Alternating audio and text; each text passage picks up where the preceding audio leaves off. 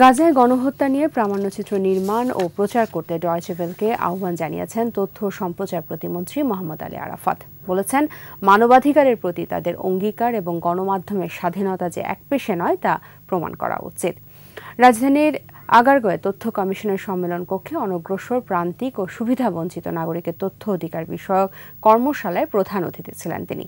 তথ্য প্রতিমন্ত্রী বলেন, তথ্যের অধিকার জনগণের মানবাধিকার।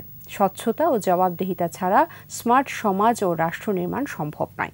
সরকারি কর্মচারীদের উদ্দেশ্যে তিনি আরও বলেন, তথ্যের মালিক জনগণ, তাই সঠিক পদ্ধতিতে আবেদনের পর তথ্য না দিলে তথ্য অধিকার আইনে শাস্তির ব্যবস্থা করা হবে।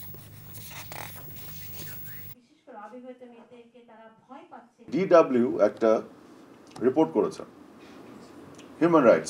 হিউম্যান রাইটস নিয়ে যে কোনো সংস্থার কমিটমেন্টকে আমি অ্যাপ্রিসিয়েট করি।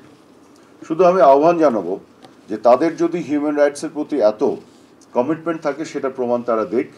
গাজাতে যে হিউম্যান রাইটস ভায়োলেশন হচ্ছে, জেনোসাইড হচ্ছে, সেটার উপর আর একটা ডকুমেন্টারি তারা বানিয়ে দেখ এবং তার মাধ্যমে তাদের কমিটমেন্ট টু হিউম্যান রাইটস তারা প্রুফ করুক এবং একই সাথে তাদের গণমাধ্যমের স্বাধীনতা কতটুকু আছে সেটাও তারা প্রুফ করুক।